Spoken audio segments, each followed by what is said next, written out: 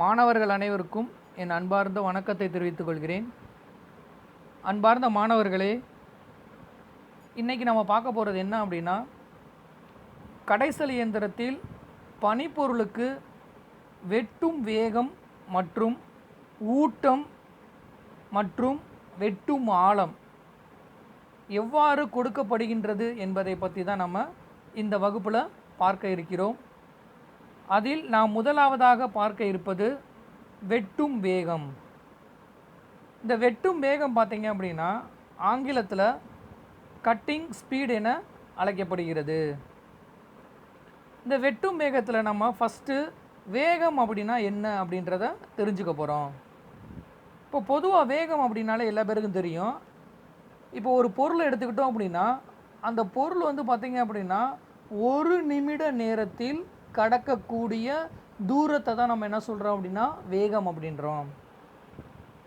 இப்போ உதாரணத்துக்கு நான் வந்து ஒரு 2 வீலர் எடுத்துக்கிறேன். இப்போ அந்த 2 வீலரில் வந்து பார்த்தீங்க அப்படின்னா ஒரு நிமிட நேரத்தில் நான் கடக்கக்கூடிய தொலைவு இருக்கா இல்லையா, அந்த தொலைவை தான் நம்ம என்ன சொல்கிறோம் அப்படின்னா வேகம் அப்படின்றோம். ஆனால் அதை கடைசல் இயந்திரத்தை பொறுத்தவரையில் வெட்டும் வேகம் என்பது எவ்வாறு கணக்கிடப்படுகிறது அப்படின்னா, இப்போ கடைசல் இயந்திரத்தில் பார்த்தீங்க அப்படின்னா பனிப்பொருள், அதாவது ஒர்க் பீஸ் என்ற ஒரு பொருளானது பொருத்தப்பட்டிருக்கும். அந்த பொருளானது எத்தனை சுற்றுகள் ஒரு நிமிடத்தில் சுற்றுகின்றது என்பதை பொறுத்தே வெட்டும் வேகமானது கணக்கிடப்படுகிறது. அதில் பார்த்தீங்க அப்படின்னா அந்த பனிப்பொருளுடைய முன்முகப்பில் வந்து பார்த்தீங்க அப்படின்னா அதனுடைய சுற்றுப்பரப்பு இருக்கா இல்லையா, அந்த சுற்றுப்பரப்பில் இருக்கக்கூடிய ஒரு புள்ளியானது ஒரு நிமிட நேரத்தில் வட்டப்பாதையில் சுற்றுகின்ற மொத்த தூரம் வெட்டும் வேகம் எனப்படும். அப்படி இந்த கடைசல் இயந்திரத்தில் அந்த வெட்டும் வேகத்தை கணக்கிடுவதற்கு பயன்படக்கூடிய சூத்திரம் என்ன அப்படின்னா, இந்த படத்துக்கு கீழே பாருங்கள், வெட்டும் வேகம் /dn/1000 மீட்டர் நிமிடம். இப்போ இந்த சூத்திரத்தை பயன்படுத்தி தான் கடைசல் இயந்திரத்தில் பனிப்பொருளுக்கு வெட்டும் வேகமானது கணக்கிடப்படுகிறது. இப்போ இந்த சூத்திரத்தில் பார்த்தீங்க அப்படின்னா டின்னு கொடுத்துருக்காங்க, கேபிட்டல் டி. இந்த டி வந்து எதை குறிக்கின்றது அப்படின்னா, நாம் கடைசல் இயந்திரத்தில் பயன்படுத்தக்கூடிய பனிப்பொருள் இருக்கா இல்லையா, அந்த பனிப்பொருளினுடைய விட்டத்தை குறிக்கிறது. விட்டம்னா என்னது, டயாமீட்டர்னு அர்த்தம். அப்படி அந்த பனிப்பொருளினுடைய விட்டமானது எந்த அலகினால் இருக்க வேண்டும் அப்படின்னா மில்லிமீட்டர் என்ற அலகில் இருக்க வேண்டும். அதுக்கப்புறம் பார்த்தீங்க அப்படின்னா என் என்ற ஒரு லெட்டர் கொடுத்துருக்காங்க. இந்த எண் என்பது எதை குறிக்கின்றது அப்படின்னா சுழற்சியினுடைய வேகத்தை குறிக்கின்றது. அந்த சுழற்சியினுடைய வேகமானது எந்த அலகால் குறிப்பிடப்படுகிறது அப்படின்னா ஆர்பிஎம் என்ற அலகால் குறிப்பிடப்படுகிறது. அந்த ஆர்பிஎத்தினுடைய விரிவாக்கம் என்ன அப்படின்னா ரெவல்யூஷன் பெர் மினிட் அப்படின்னு அர்த்தம். அதாவது இதை தமிழில் என்ன சொல்லுவோம் அப்படின்னா ஒரு நிமிடத்தில் சுற்றும் சுற்றுகளினுடைய எண்ணிக்கை அப்படின்வோம். அதை தான் நம்ம என்ன சொல்கிறோம், ஆர்பிஎம் அப்படின்றோம். ஆங்கிலத்தில் ரெவல்யூஷன் பெர் மினிட் என்று அழைக்கின்றோம். இப்போ அந்த ஃபார்முலாவில் பார்த்தீங்க அப்படின்னா பை அப்படின்ற ஒரு சிம்பிள் கொடுத்துருக்காங்க. அந்த பை என்ற சிம்பிளினுடைய மதிப்பு என்ன இருக்கும் அப்படின்னா 22/7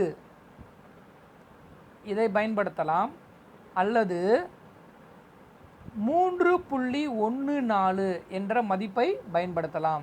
எதற்கு பதிலாக, அந்த பை அப்படின்ற எழுத்துக்கு பதிலாக. ஸோ இந்த சூத்திரத்தை பயன்படுத்தி தான் கடைசல் இயந்திரத்தில் பனிப்பொருளுக்கு வெட்டும் வேகமானது கணக்கிடப்படுகிறது. இப்போ நம்ம அடுத்து பார்க்க போகிறது ஊட்டம். ஊட்டம் என்பது ஆங்கிலத்தில் ஃபீட் என அழைக்கப்படுகிறது. இப்போ இந்த ஃபீட் அப்படின்னா என்னென்னு பார்த்தீங்க அப்படின்னா, இந்த வலது பக்கத்தில் வந்து பார்த்தீங்க அப்படின்னா ஒரு படம் கொடுத்துருக்காங்க. இப்போ அந்த படத்தில் பார்த்தீங்க அப்படின்னா ஃபீட் அப்படின்னு கொடுத்து ஒரு ரோஸ் கலரில் பார்த்தீங்க அப்படின்னா ஒரு ஆரோ மார்க் கொடுத்துருக்காங்களா இல்லையா? இந்த ஆரோ மார்க் வந்து எதை குறிக்குது அப்படின்னா வெட்டுளி நகரக்கூடிய திசையை குறிக்கின்றது. அப்போ பனிப்பொருளுக்கு இந்த ஃபீடானது எவ்வாறு கொடுக்கப்படுகிறது அப்படின்னா, இப்போ பனிப்பொருளானது ஒரு முழு சுற்றுவதற்குள் வெட்டுளியானது நீலவசத்தில், எந்த வசத்தில்? நீலவசத்தில் நகரும் தூரம் ஊட்டம் எனப்படும். அதாவது நம்ம கடைசல் இயந்திரத்தில் பொருத்தப்பட்டுள்ள பனிப்பொருள் இருக்கா இல்லையா, அந்த பனிப்பொருள் வந்து ஒரு முழு சுற்றுவதற்குள்ள நாம் பொருத்தப்பட்டுள்ள வெட்டுளி வந்து நீலவசம் அப்படின்னா இந்த ஃபீடுன்னு போட்டு ஒரு ஆரமாக கொடுத்துருக்காங்களா இல்லையா, அந்த வசத்தில் எவ்வளவு தூரம் நகர்கிறது என்பதையே ஊட்டம் என்கிறோம். இந்த ஊட்டமானது எதை பொறுத்து கொடுக்கப்படுகிறது அப்படின்னா, கடைசல் இயந்திரத்தில் பொருத்தப்பட்டுள்ள அந்த பனிப்பொருளினுடைய சுழலும் வேகத்தை பொறுத்தும் மற்றும் அந்த வெட்டுளியானது நகரக்கூடிய காலத்தை பொறுத்தும் இந்த ஊட்டமானது கொடுக்கப்படுகிறது. எதற்கு? பனிப்பொருளுக்கு. அப்படி கொடுக்கக்கூடிய இந்த ஊட்டமானது எந்த அலகினால் அளக்கப்படுகிறது அப்படின்னா மில்லிமீட்டர் பெர் சுற்று என்ற அலகினால் அளக்கப்படுகிறது. அடுத்து நம்ம பார்க்க போகிறது வெட்டும் ஆழம். இது ஆங்கிலத்தில் டெப்த் ஆஃப் கட் என அழைக்கப்படுகிறது. இந்த வெட்டும் ஆழம் என்பது பார்த்தீங்க அப்படின்னா இதில் 2 பரப்பு இருக்கும் ஒரு பனிப்பொருளில். அதாவது கடைசல் செய்யப்பட்ட பரப்பு அப்படின்னு ஒன்று இருக்கும், கடைசல் செய்யப்படாத பரப்பு அப்படின்னு இருக்கும். இப்போ அதை விளக்குறதுக்கு தான் உங்களுக்கு பக்கத்தில் ஒரு படம் இருக்குது. அந்த படத்தை பாருங்கள். அந்த படத்தினுடைய வலது பக்கத்தில் வந்து பார்த்திங்கன்னா ஒரு சின்ன உருளை வடிவம் இருக்குது. அதுக்கடுத்து பார்த்தீங்க அப்படின்னா ஒரு பெரிய உருளை இருக்குது.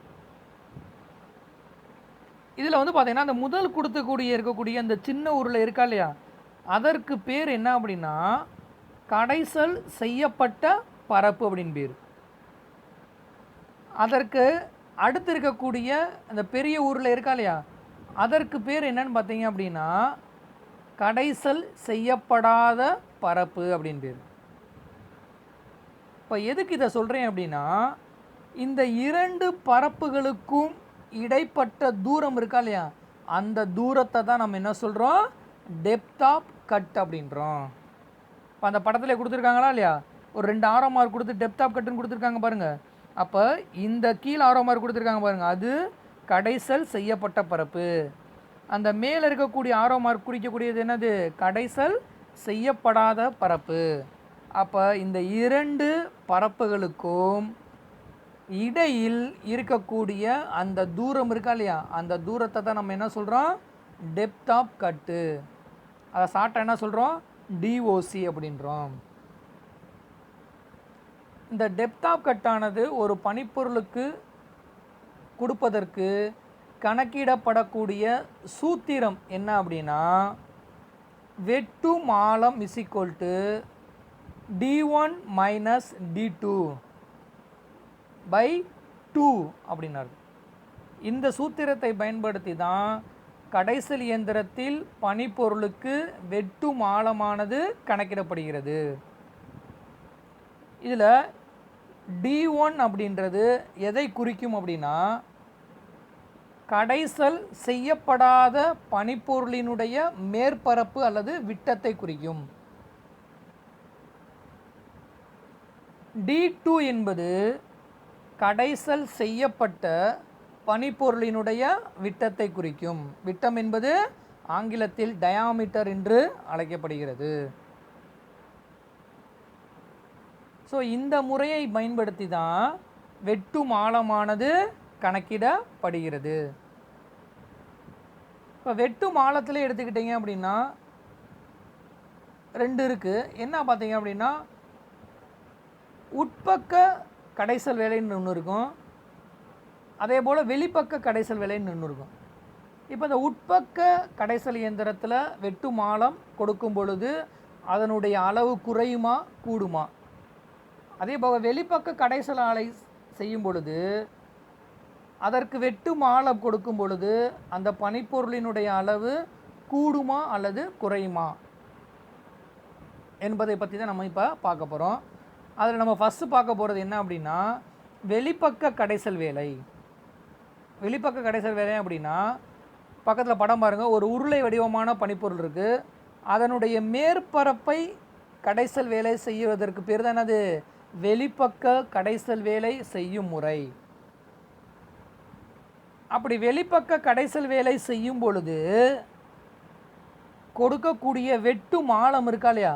வெட்டும் ஆழம் அப்படின்னா என்ன அப்படின்னா, இந்த D1 அப்படின்னு கொடுத்துருக்காங்க பாருங்கள், அந்த D1க்கும் இந்த D2ன்னு கொடுத்துருக்காங்க பாருங்கள், அந்த D2க்கும் இடைப்பட்ட தூரம் தான் வெட்டும் ஆழம். அப்படி நம்ம கொடுக்கக்கூடிய வெட்டும் ஆழம் வந்து பார்த்தீங்க அப்படின்னா, பனிப்பொருளினுடைய விட்டம் இருக்கா இல்லையா, அந்த விட்டத்தில் 2 மடங்கு அளவு குறையும் அப்படின்னு அர்த்தம். அது என்ன சார் பனிப்பொருளினுடைய விட்டத்தில் அப்படின்னா, இந்த D1 இருக்குது பார்த்தீங்களா இல்லையா, அந்த D1னுடைய அளவில் எவ்வளவு 2 மடங்கு அளவு குறையும் அப்படின்றாங்க. இப்போ உதாரணத்துக்கு நான் 1 மில்லிமீட்டர் வெட்டும் ஆழம் கொடுத்தேன் அப்படின்னா, இந்த பனிப்பொருளினுடைய விட்டத்தில் எவ்வளவு அளவு குறையும் அப்படின்னா 2 மில்லிமீட்டர் அளவு குறையும். அதை தான் என்ன சொல்கிறாங்கன்னா 2 மடங்கு அளவு குறையும் அப்படின்றாங்க. இப்போ அடுத்து நம்ம பார்த்தோம் அப்படின்னா, உட்பக்க கடைசல் வேலை. உட்பக்கம் அப்படின்னா ஒரு துளையை உருவாக்குவதற்கு பேர் தான் என்னது? உட்பக்க கடைசல் வேலை அப்படின்னு பேர். அந்த கடைசல் வேலை செய்யும் பொழுது பார்த்தீங்க அப்படின்னா, நாம் கொடுக்கக்கூடிய வெட்டும் ஆழம் வந்து பார்த்தீங்க அப்படின்னா ஆழத்தை விட 2 மடங்கு அதிகமாகும் அப்படின்றாங்க. ஏன்னா வந்து துளை போடும் பொழுது துளை வந்து சிறுசாக இருந்துச்சுன்னா அதனுடைய விட்டம் எப்படி இருக்குன்னு அர்த்தம்? எப்படி அர்த்தம்? குறைவாக இருக்குன்னு அர்த்தம். அடுத்து பார்த்தீங்க அப்படின்னா அதோட அளவு அதிகமாக கொடுக்கும்போது என்ன ஆகும்? அந்த துளையானது என்ன செய்யும்? பெருசாகுமே தவிர என்ன செய்யாது? சிறியதாக ஆகாது. அதனால தான் இங்கே என்ன சொல்கிறாங்க அப்படின்னா, வெட்டுளி மூலம் தரப்படும் ஆழத்தை விட 2 மடங்கு என்ன செய்யும்? அதிகமாகும் அப்படின்றாங்க. அப்போ துளை இருக்க இருக்க பெருசாகிக்கிட்டே இருக்குமே தவிர என்ன செய்யாது? சிறியதாக ஆகாது. அப்போ மெட்டலை எடுக்க எடுக்க அந்த துளை என்ன செஞ்சுக்கிட்டே இருக்கும்? பெருசாகிக்கிட்டே போகும். அதை தான் என்ன சொல்கிறாங்கன்னா 2 மடங்கு அதிகமாகும் அப்படின்றாங்க. இப்போ நம்ம அடுத்து பார்க்க போகிறது பார்த்தீங்க அப்படின்னா, இந்த கடைசல் இயந்திரத்தில் பயன்படுத்தப்படும் வெட்டுளிகள் பார்த்தீங்க அப்படின்னா மொத்தம் 3 வகையான வெட்டுளிகளை பயன்படுத்துகிறாங்க. இந்த வெட்டுளிகள் வந்து பார்த்தீங்க அப்படின்னா 3 வகைகளை எதை பொறுத்து பிரித்தார்கள் அப்படின்னா, அந்த தயாரிக்கப்படக்கூடிய முறை இருக்கா இல்லையா, எது? வெட்டுளிகள் தயாரிக்கப்படும் முறையை பொறுத்து 3 வகைகளாக பிரிக்கலாம். என்ன வகை அப்படின்னா, முதல் வகை கெட்டியான வகை வெட்டுளி அப்படின்னு பேர். இது ஆங்கிலத்தில் சாலிட் டூல் என அழைக்கப்படுகிறது. இதுதான் அந்த வலது பக்கத்தில் 3 படம் கொடுத்துருக்கோம், வெட்டுளியினோட படம். அதில் முதல் வகை வெட்டுளி தான் மேலே இருக்கக்கூடியது, அதாவது சாலிட் டூல் அப்படின்னா அந்த டாக்டர் லைன்மே கொடுத்துருக்காங்க பாருங்கள், அதுக்கு முன்னாடி இருக்கக்கூடியதான் வெட்டுளின் பேர். அது பார்த்தீங்க அப்படின்னா ஃபுல்லாகவே என்னது வெட்டுளியாக தான் இருக்கும், வெட்டு முனைகள் தான். அதனால தான் அதுக்கு பேர் என்னது கெட்டியான வகை வெட்டுளின்னு சொல்கிறாங்க. இப்போ இரண்டாவது வகை என்ன அப்படின்னா வில்லை பொருத்தப்பட்ட வெட்டுளி. அப்படின்னா ஆங்கிலத்தில் என்ன அப்படின்னா டிப்டு டூல் அப்படின்னு பேர். டிப்டு டூல் அப்படின்னா என்னென்னா, ரெண்டாவது படத்தை பாருங்கள், அதனுடைய முனையில் மட்டும் ஒரு சின்ன பாக்ஸ் மாதிரி கொடுத்துருக்காங்க பார்த்தீங்களா இல்லையா, அது மட்டும்தான் வெட்டு முனைகள். மற்ற எல்லாமே பார்த்தா அப்படின்னா அந்த வெட்டு முனையை தாங்கக்கூடிய உடல் பகுதி தான். அப்போ அந்த வெட்டுல அதோட முன்னாடி மட்டும் பார்த்தீங்க அப்படின்னா சின்னதாக ஒரு பீஸ் மாதிரி என்ன செஞ்சுருப்பாங்க, பொருத்தப்பட்டிருக்கும். அதை தான் நம்ம என்ன சொல்கிறோம் அப்படின்னா டிப்டு டூல்ன்றோம். அதாவது வைரமுனை, வைரம் இருக்கா இல்லையா, அந்த வைரமுனையை பயன்படுத்தி என்ன செஞ்சுருப்பாங்கன்னா வெட்டுளிகள் தயார் பண்ணியிருப்பாங்க. இதை தான் நம்ம என்ன சொல்கிறோம், டிப்டு டூல் அப்படின்றோம். மூன்றாவது வகை பார்த்தீங்க அப்படின்னா வெட்டுளி பிடிப்பானில் சொருகப்பட்ட வெட்டுளி துண்டு. ஆங்கிலத்தில் பார்த்தீங்க அப்படின்னா டூல் பிட் இன்சர்ட் இன் த டூல் ஹோல்டர். அதாவது வெட்டுளியை என்ன செய்கிறாங்க அப்படின்னா ஒரு வெட்டுளி பிடிப்பானில் என்ன செய்கிறாங்க அப்படின்னா பொருத்தி அதை பயன்படுத்தி கடைசல் இயந்திரத்தில் என்ன செய்கிறாங்க, பனிப்பொருளில் கடைசல் வேலை செய்யப்படுகிறது. இப்போ மூன்றாவது படத்தை பாருங்கள். முன்னாடி வந்து பார்த்திங்கன்னா சின்ன ஒரு நீடில் மாதிரி இருக்கா இல்லையா, அதுதான் பார்த்தீங்க அப்படின்னா வெட்டுளின் பேர். மீதி இருக்கக்கூடியது எல்லாமே பார்த்தீங்கன்னா ஹோல்டர் அப்படின்னு பேர். ஹோல்டர்னால் என்னது, பிடிக்கக்கூடிய சாதனம். அப்போ அதனுடைய முன்பகுதியில் வந்து பார்த்திங்கன்னா ஒரு துளை மாதிரி இருக்கும். அந்த துளையில் என்ன செய்வாங்க அப்படின்னா வெட்டுளியை பொருத்தி மேலே இருக்கக்கூடிய மரையாணி மூலம் என்ன செஞ்சுருவாங்க அப்படின்னா அந்த வெட்டுளியானது இறுக்கி பிடிக்கப்பட்டு கடைசல் வேலையானது செய்யப்படுகிறது. ஸோ இந்த மூன்று வகை வெட்டுளிகள் வந்து பார்த்தீங்க அப்படின்னா அது தயாரிக்கும் முறையை பொறுத்து பிரித்துள்ளார்கள். இப்போ நம்ம அடுத்து பார்க்கக்கூடியது என்ன அப்படின்னா அந்த வெட்டுளியினுடைய நாமன் கல்ச்சர், அதாவது குறியீடுகளும் கோணங்களும் அப்படின்னு பேர். அந்த வெட்டுளியில் நம்ம வெட்டு முனைகள் இருக்குது பார்த்தியா, அந்த வெட்டு முனைகளுக்கு பார்த்திங்க அப்படின்னா ஒவ்வொன்றுக்கும் ஒவ்வொரு வகையான ஆங்கிள்ஸ் இருக்குது. அதாவது ஆங்கிள்ஸ்னால் என்னது, கோணம் அப்படின்னு பேர். அந்த கோணம் சரியாக இருக்கும்படி என்ன செய்யணும் அப்படின்னா அந்த வெட்டுளியை வடிவமைக்கணும். அப்போ தான் கடைசல் வேலை செய்யும் பொழுது பனிப்பொருளானது நுணுக்கமாக கிடைக்கும். ஸோ அதுதான் இந்த படத்தில் உனக்கு கொடுத்துருக்காங்க. ஒவ்வொன்றும் இந்த வெட்டுளியினுடைய பாகங்கள் ஒவ்வொன்றும் என்னன்னு சொல்லி கொடுத்துருக்காங்க. சரிங்களா. அடுத்து நம்ம பார்க்க போகிறது பார்த்தீங்க அப்படின்னா கடைசல் இயந்திரத்தில் செய்யப்பட வேண்டிய வேலை இருக்கா இல்லையா, அந்த வேலையை பொறுத்து பல்வேறு வகையாக வெட்டுளிகளை என்ன செய்யலாம் அப்படின்னா பிரிக்கலாம். எத்தனை வகைகள் அப்படின்னா 9 வகைகளாக பிரிக்கலாம். எதை பொறுத்து, கடைசல் இயந்திரத்தில் செய்யக்கூடிய வேலையை பொறுத்து எத்தனை வகைகளாக பிரிக்கலாம், 9 வகைகளாக. எதை, வெட்டுளிகளை. அதில் முதல் வகை வெட்டுளி என்ன அப்படின்னா கடைசல் வெட்டுளி அப்படின்னு பேர். இது ஆங்கிலத்தில் டர்னிங் டூல் என அழைக்கப்படுகிறது. இரண்டாவது வகை வெட்டுளி என்ன அப்படின்னா மறையறுக்கும் வெட்டுளி. இது ஆங்கிலத்தில் த்ரெட் கட்டிங் டூல் என அழைக்கப்படுகிறது. மூன்றாவது வகை வெட்டுளி முகப்பு கடைசல் செய்யும் வெட்டுளி. இது ஆங்கிலத்தில் ஃபேசிங் டூல் என அழைக்கப்படுகிறது. நான்காவது வகை வெட்டுளி என்ன அப்படின்னா வடிவ வெட்டுளி. இது ஆங்கிலத்தில் ஃபார்மிங் டூல் என அழைக்கப்படுகிறது. ஐந்தாவது வகை வெட்டுளி என்ன அப்படின்னா வெட்டி துண்டாக்கும் வெட்டுளி அப்படின்னு பேர். இது ஆங்கிலத்தில் எப்படி அழைக்கிறாங்க, பார்ட்டிங் டூல் என அழைக்கப்படுகிறது. ஆறாவது வகை வெட்டுளி என்ன அப்படின்னா பள்ளம் வெட்டும் வெட்டுளி. இது ஆங்கிலத்தில் க்ரூவிங் டூல் என அழைக்கப்படுகிறது. ஏழாவது வகை வெட்டுளி என்ன அப்படின்னா துளை பெருக்கும் வெட்டுளி.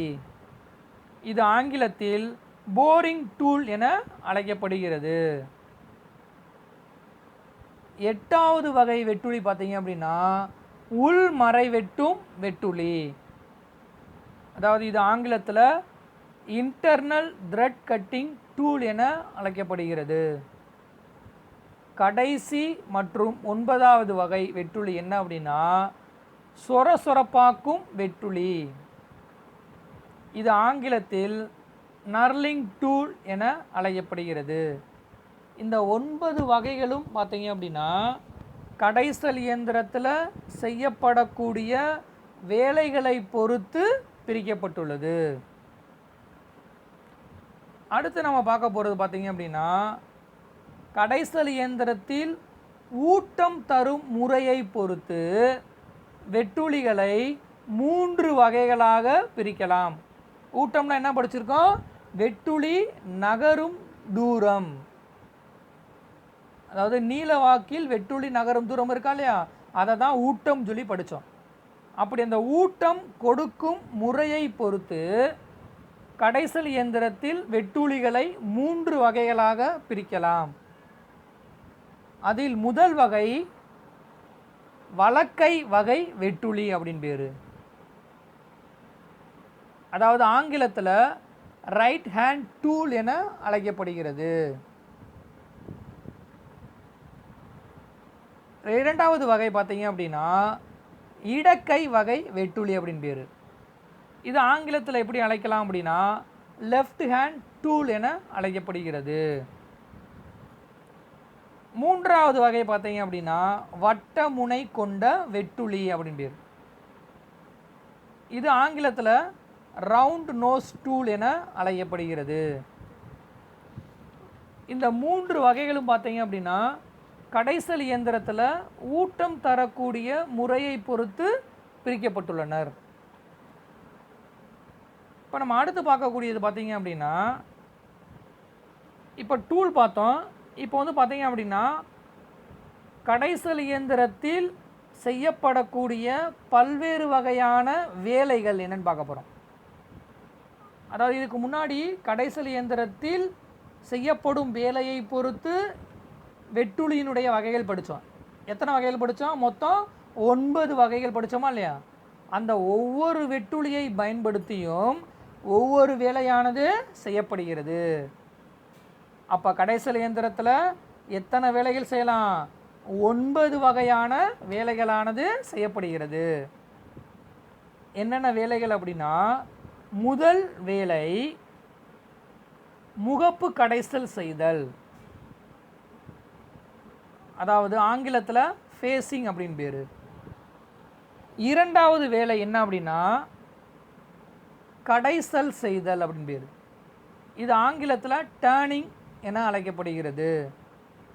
இந்த கடைசல் செய்தல் என்ற வேலையை 2 வகைகளாக பிரிக்கலாம் அப்படின்றாங்க. என்னென்ன வகை அப்படின்னா ஃபர்ஸ்ட் ஒன் சரிசம கடைசல் அப்படின்னு பேர். இது ஆங்கிலத்தில் ஸ்ட்ரெயிட் டர்னிங் அப்படின்னு சொல்கிறாங்க. 2வது வகை பார்த்தீங்க அப்படின்னா படிக்கட்டு கடைசல். இது ஆங்கிலத்தில் ஸ்டெப் டர்னிங் என அழைக்கப்படுகிறது. இப்போ நம்ம அடுத்து பார்க்கக்கூடியது 3வது வேலை. கடைசல் இயந்திரத்தில் செய்யக்கூடிய 3வது வேலை என்ன அப்படின்னா முனை சரிவாக்குதல் அப்படின்னு பேர். இந்த முனை சரிவாக்குதல்னு ஆங்கிலத்தில் வந்து பார்த்தீங்க அப்படின்னா சாம்ஃபரிங் அப்படின்றாங்க. 4வது வேலை பார்த்தீங்க அப்படின்னா பள்ளம் வெட்டுதல். இது ஆங்கிலத்தில் வந்து பார்த்தீங்கன்னா க்ரூவிங் என அழைக்கப்படுகிறது. 5வது வகை வடிவ கடைசல். இது ஆங்கிலத்தில் ஃபார்மிங் என அழைக்கின்றது. 6வது வகை சொரசொரப்பாக்குதல். இது ஆங்கிலத்தில் நர்லிங் என அழைக்கப்படுகிறது.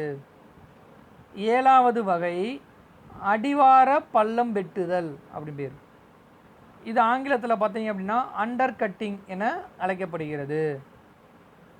8வது வகை சரிவு உருளை கடைசல். இது ஆங்கிலத்தில் டேப்பர் டேனிங் என அழைக்கப்படுகிறது.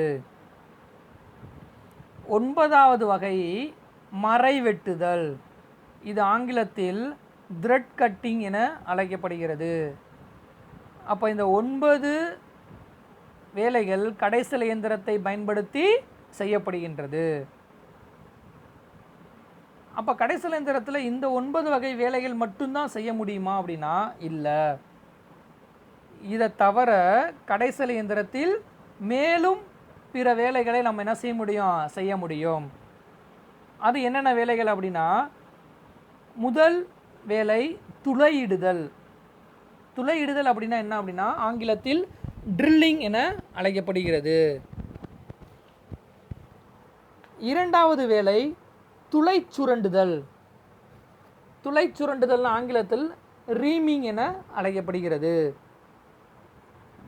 மூன்றாவது வேலை துளை பெருக்குதல். இது ஆங்கிலத்தில் போரிங் என அழைக்கப்படுகிறது. நான்காவது வகை அரைப்பு செயல். இது ஆங்கிலத்தில் கிரைண்டிங் என அழைக்கப்படுகிறது. ஐந்தாவது வேலை மில்லிங் வேலை. இது ஆங்கிலத்தில் மில்லிங் என அழைக்கப்படுகிறது. ஆறாவது வகை சாவி பள்ளம் வெட்டுதல். இது ஆங்கிலத்தில் கீவே என அழைக்கப்படுகிறது. இந்த 6 வேலைகளும் கடைசல் இயந்திரத்தில் செய்யக்கூடிய பிற வேலைகளாகும். இதில் நம்ம ஃபஸ்ட்டு பார்க்கப்படக்கூடிய வேலை என்ன அப்படின்னா, கடைசல் இயந்திரத்தில் செய்யப்படக்கூடிய முகப்பு கடைசல் பற்றி தான் நம்ம என்ன செய்ய போகிறோம்னா பார்க்க போகிறோம். ஃபஸ்ட்டு இது ஆங்கிலத்தில் எப்படி அழைக்கப்படுது அப்படின்னா ஃபேஸிங் என அழைக்கப்படுகிறது. இந்த ஃபேஸிங் என்பது பார்த்திங்க அப்படின்னா, இப்போ நம்ம உருளை வடிவ பனிப்பொருளை தான் நம்ம என்ன செய்வோம் கடைசல் இயந்திரத்தில் பயன்படுத்துவோம்.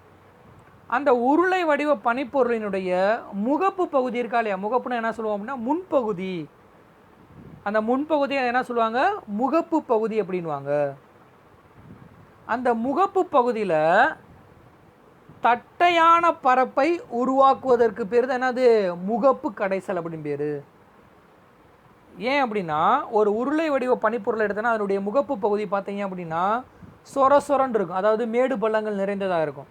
அப்படி இருக்கக்கூடிய பகுதியை தட்டையான பரப்பாக உருவாக்குவதற்கு பேர் தான் என்னது, முகப்பு கடைசல் அப்படின்னு பேர்.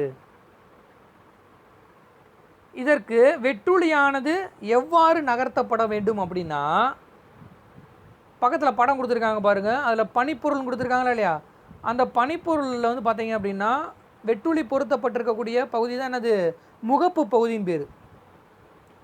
அப்போ அந்த சுழலக்கூடிய பனிப்பொருளினுடைய அச்சிற்கால நடுவில் ஒரு சென்டர் லைன் கொடுத்துருக்காங்க இல்லையா, அதுக்கு பேர் தான் அச்சின் பேர். அப்படி சுழலும் பனிப்பொருளினுடைய அச்சிற்கு வெட்டுளி எவ்வாறு நகர்த்தப்பட வேண்டும் அப்படின்னா செங்குத்தாக நகர்த்தப்பட வேண்டும். இங்கே ஊட்டம் சொல்லி கொடுத்துருக்காங்களா ஒரு அம்புக்குறி, அப்போ என்ன செய்றாங்கன்னா இந்த அச்சுக்கு செங்குத்தாக நகர்த்துறாங்க. அப்படி நகர்த்தி பனிப்பொருளில் இயந்திர பணியானது செய்யப்படுகிறது.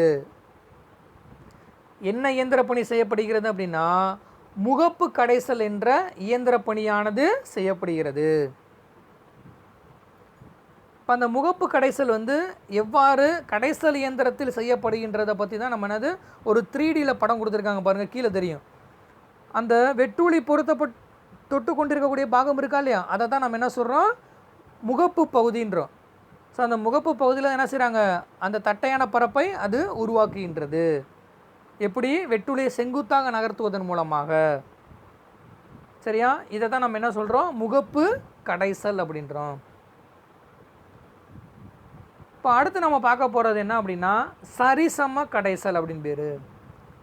சரிசம கடைசல் அப்படின்னா ஆங்கிலத்தில் ஸ்ட்ரெயிட் டேர்னிங் அப்படின்னு சொல்லுவோம்.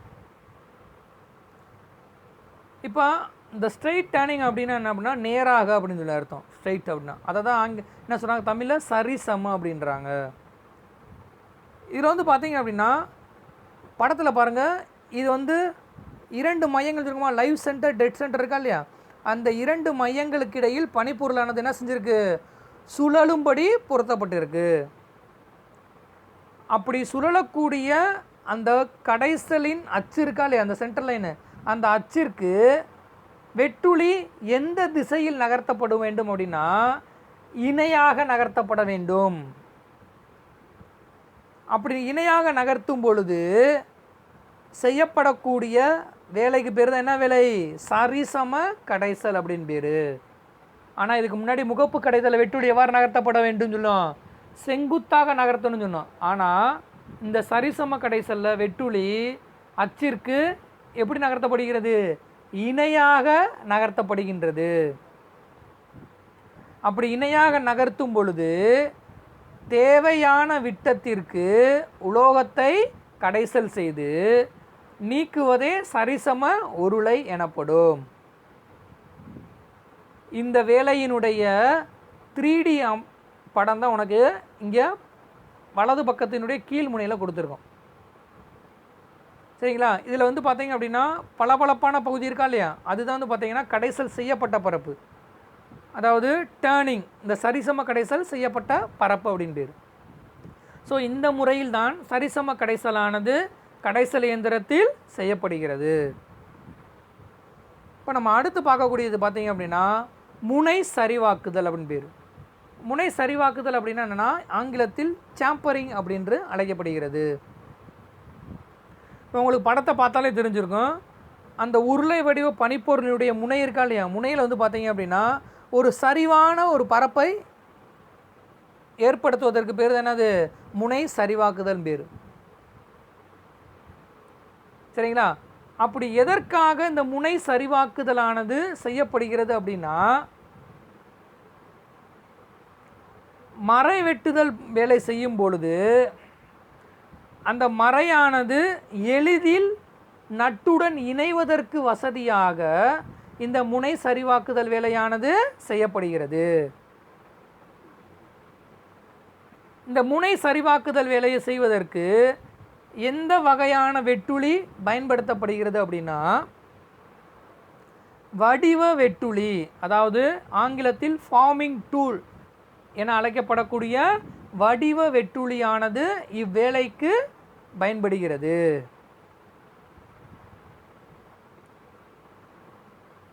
இந்த வேலையை செய்வதன் மூலம் என்ன ஆகும் அப்படின்னா அந்த மறையிடப்பட்ட பகுதியானது நட்டுடன் எளிதில் படிந்து நகரும்படி இருக்கும். ஸோ இதற்கு பேர் தான் என்ன பார்த்தீங்கன்னா முனை சரிவாக்குதல் அப்படின்னு பேர், அதாவது சாம்பரிங். அடுத்து நம்ம பார்க்க போகிறது அடிவார பள்ளம் வெட்டுதல். இது ஆங்கிலத்தில் அண்டர் கட்டிங் என அழைக்கப்படுகிறது. இது எந்த மாதிரியான இடத்துல இந்த ஆப்ரேஷன் ஆனது செய்யப்படுகிறது அப்படின்னா உருளை வடிவ துளையின் உட்பரப்பினுடைய முடிவிலும், அதாவது உருளை வடிவ ஒரு துளை இருக்குது, அந்த துளையினுடைய உட்பரப்பு இருக்கா இல்லையா, அந்த உட்பரப்போட முடிவுலையும் அதே மாதிரி படிக்கட்டு உருளையினுடைய ஷோல்டர் பகுதி இருக்கா இல்லையா, ஷோல்டர் பகுதியிலும் மறையிடப்பட்ட கம்பி இருக்கா இல்லையா, அந்த கம்பியின் மறையினுடைய முடிவிலும் ஒரு சிறிய அளவு பள்ளத்தை ஏற்படுத்துவதற்கு பேர் தான் என்னது? அடிவார பள்ளம் வெட்டுதல் அப்படின்னு பேர். இந்த அடிவார பள்ளம் வெட்டுதல் எதற்காக செய்யப்படுகிறது அப்படின்னா இப்போ பனிப்பொருள் வந்து பார்த்தீங்க அப்படின்னா ஒன்றுடன் ஒன்று இணைக்கும் வேலையை எளிதாக்குவதற்கு இந்த அடிவார பள்ளம் வெட்டுதலானது செய்யப்படுகிறது.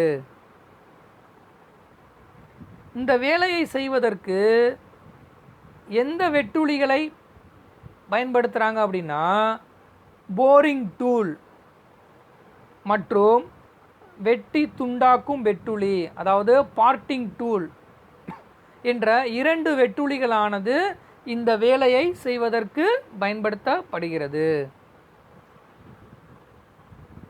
இப்போ நம்ம அடுத்து பார்க்கக்கூடிய வேலை என்ன அப்படின்னா சொரப்பாக்குதல். இது ஆங்கிலத்தில் நர்லிங் என அழைக்கப்படுகிறது. இப்போ இந்த நர்லிங் பார்த்தீங்க அப்படின்னா இது வந்து ஒரு விதமான டிசைன் தான். இப்போ வந்து பார்த்தீங்க அப்படின்னா இப்போ உருளை வடிவமான பனிப்பொருள் இருக்குது அப்படின்னா அதை நார்மலாக தூக்கணும்னா என்ன ஆகும் அப்படின்னா நம்ம கையில் வந்து பார்த்திங்கன்னா வழுக்கி விடும். ஸோ அப்படி வழுக்காமல் இருப்பதற்காக அந்த உருளை வடிவ பனிப்பொருளினுடைய மேற்பரப்பு இருக்குல்ல, அந்த மேற்பரப்பில் சொரசொரப்பான பரப்பை உருவாக்குவதற்கு பேர் தான் என்னது? சொரசொரப்பாக்குதல் அப்படின்னு பேர். இப்போ நார்மலாக ஒரு கம்பி எடுத்தோம், உருளை வடிவ கம்பி எடுத்தோம் அப்படின்னா என்ன ஆகும் அப்படின்னா, அது நம்ம கையில் இருந்து என்ன செய்யும்? அடிக்கும் பொழுது வலிக்கிட்டு போக வாய்ப்பு இருக்குது. ஸோ அப்படி வந்து கிரிப்பாக இருக்கணும் அப்படின்றக்காக என்ன செய்கிறாங்க அப்படின்னா, அந்த உருளை வடிவ கம்பியினுடைய மேற்பரப்பு இருக்குல்ல, அந்த மேற்பரப்பில் ஒரு சொரசொரப்பான பகுதியை ஏற்படுத்துவதற்கு பேர் தான் என்னது? நர்லிங் அப்படின்னு பேர். தமிழில் சொரசொரப்பாக்குதல் என்று பெயர். இதில் வந்து பார்த்தீங்க அப்படின்னா நிறைய டிசைன்ஸ் இருக்குது. அதாவது பார்த்தீங்கன்னா ஒரு வெட்டுளி பிடிப்பானில் வந்து பார்த்தீங்கன்னா 1 அல்லது 2 கடினப்படுத்தப்பட்ட உருளைகள் வந்து என்ன செய்யும் பார்த்தீங்க அப்படின்னா சுழலும்படி பொருத்தப்பட்டு இருக்கும். அந்த சுழலக்கூடிய அந்த உருளை வந்து பார்த்தீங்க அப்படின்னா தேவையான வடிவத்திற்கு வெட்டு முனைகளானது ஏற்படுத்தப்பட்டிருக்கும். எதில்? அந்த உருளைகளினுடைய மேற்பரப்பில். அப்படி ஏற்படுத்தக்கூடிய அந்த வெட்டும் உருளைகள் இருக்கா இல்லையா, அந்த உருளைகளை சுழலக்கூடிய பனிப்பொருள் இருக்கா இல்லையா, அந்த பனிப்பொருளினுடைய மீது வைத்து அழுத்தம் கொடுப்பதன் மூலமாக ஏற்படக்கூடிய உராய்வு இருக்கா இல்லையா, அந்த உராய்வின் மூலமாக பனிப்பொருளில் தேவையான வடிவத்தில் சொரசொரப்பாக்குதல் செய்யப்படுகிறது.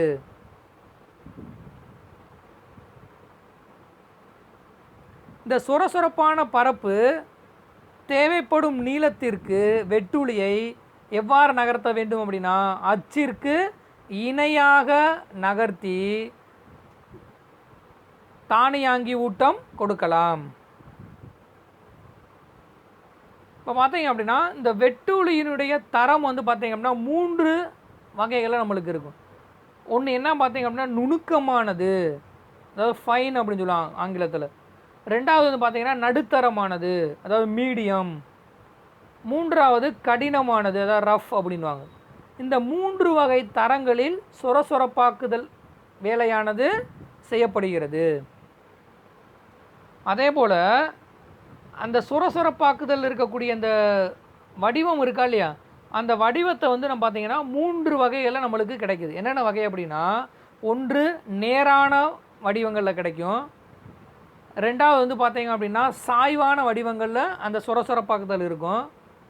அல்லது டைமண்ட் ஷேப்பில் அந்த சொரசொரப்பாக்குதலானது செய்யப்படுகிறது. இந்த 3 வடிவங்களில் சொரசொரப்பாக்குதல் வேலையானது செய்யப்படுகிறது. இந்த சொரசொரப்பாக்குதல் அதாவது நர்லிங் என்ற வேலை செய்வதனால் நமக்கு என்ன பயன்கள் அப்படின்னு பார்த்தீங்க அப்படின்னா, முதல் பாயிண்ட், கைக்கருவிகளினுடைய கைப்பிடியில் பிடிப்பு கிடைப்பதற்காக இந்த சொரசொரப்பாக்குதல் பணியானது செய்யப்படுகிறது. ரெண்டாவது வந்து பார்த்தீங்க அப்படின்னா பார்ப்பதற்கு நல்ல தோற்றம் கிடைக்கும். மூன்றாவது பாயிண்ட் என்ன அப்படின்னா பனிப்பொருளின் விட்டத்தை சிறிதளவு அதிகப்படுத்துவதற்காக இந்த சொரசொரப்பாக்குதல் ஆனது செய்யப்படுகிறது. இப்போ இந்த நர்லிங் வேலை செஞ்சதுக்கப்புறம் பார்த்தீங்க அப்படின்னா நார்மலாக இருக்கக்கூடிய அந்த உருளை வடிவ பனிப்பொருளினுடைய விட்டத்தை விட இந்த சொரசொரப்பாக்குதல் வேலை செய்யப்பட்ட விட்டமானது சிறிது அதிகமாக இருக்கும்.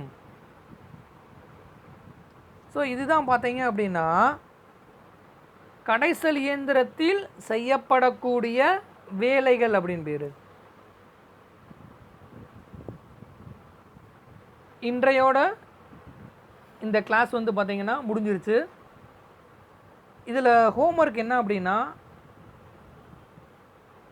இந்த கிளாஸில் நம்ம நடத்தின அனைத்து தலைப்புகளுக்கும் அதனுடைய வரைபடத்தை உங்களுடைய அடிப்படை இயந்திரவியல் நோட்டில் வரைந்து வைக்குமாறு கேட்டுக்கொள்ளப்படுகிறீர்கள்.